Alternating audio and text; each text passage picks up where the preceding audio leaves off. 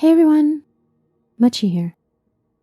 I just wanted to make this really small video because I thought it would be a really interesting topic.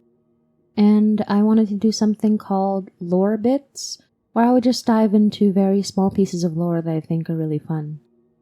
Now, one of the lore bits that I wanted to start with was actually a description from the network test of Elden Ring regarding Deidekar, a character who, in current version of Elden Ring, was implied to be Raya's biological mother. But in the original version, Deidekar wasn't even a woman at all. Deidekar was in fact Rykard's male lover. Now just to read out the version that you can find in the game today, Deidekar's woe. Disturbing likeness of a woman whose skin was flayed. She smiles with a serene tenderness. Increases damage taken. It is said that this woman, named Deidekar, indulged in every form of adultery and wicked pleasure imaginable, giving birth to a myriad of grotesque children. Now, in the game, this talisman is found in conjunction with Raya's quest, where she finds out that she was birthed by Deidekar, or in the game, they have actually changed her name to Deideka. But if we read the original description, it actually says, disturbing likeness of an old noble whose skin was flayed. He smiles with a serene tenderness. This soft-featured man's name was Deidekar, and he was one of Captain Rykard's paramours, as well as an attendant in his inquisition. He would test new methods of torture, first upon himself, making a gift of his pain and first-hand knowledge to the one he loved. So I find Deidekar to be a very interesting character, and also because he actually isn't gone from the game at all, but reused and repurposed in a lot of ways. They seem to have done quite a bit to flesh out his character, no pun intended, and a very cool theory that really makes sense was put forward by this one Reddit user, Erzerhog Hinkelstein. Now, on the Reddit post, somebody was asking who it is that is in this particular portrait, since all the other portraits in the Volcano Manor are pretty easily distinguishable, such as Radahn, Tanith, and Rykard himself. But in this particular instance, the person in the portrait is a bit more of a mystery. However, the user Erzerhog has actually been able to connect this character not only to an existing character in the game, but also to the original Deidekar, who tortured and flayed himself as a gift to Rykard.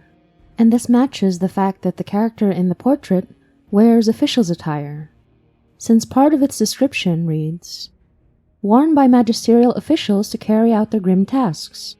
Surveillance, executions, gruesome rituals, the darkest duties drive the wheels of mankind. And I love how they mention wheels here because we can touch on Giza's wheel in a moment, but also because it kind of connects to the Iron Virgins that patrol the area of Volcano Manor.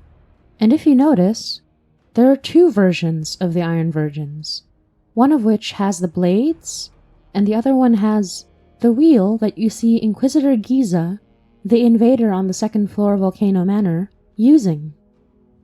And now we go into Inquisitor Giza because Erzerhog Hinkelstein has actually pointed out that Inquisitor Giza may actually be the unused Deidekar, because many of that NPC's characteristics match the description of Deidekar.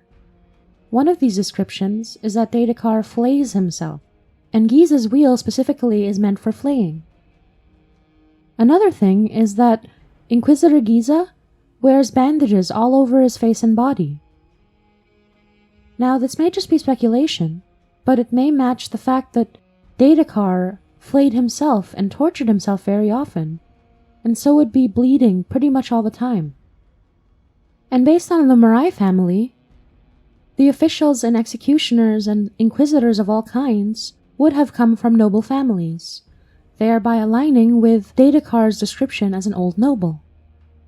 And not only that, you can see in this portrait that this character that matches Giza's look, who may be Deidekar, seems to mirror Tanith's portrait, meaning that this character, if it is Deidekar, is of equal importance to Tanith in Volcano Manor, which would make sense if both Deidekar and Tanith were Rykard's lovers.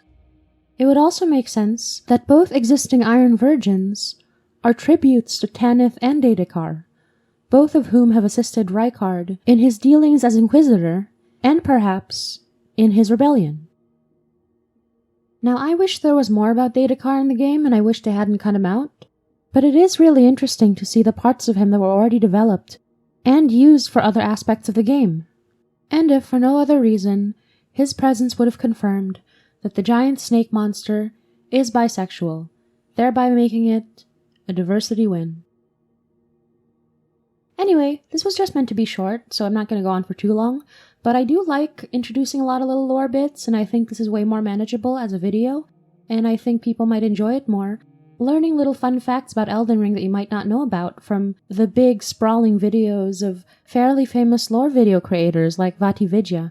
And I just noticed that nobody has talked about Daedakar in great detail, so I just wanted to drop this off. Thank you so much for listening. This has been your friendly neighborhood Elden Ring lore whore, and I hope you enjoyed this bite-sized little lore bit. Muchie out!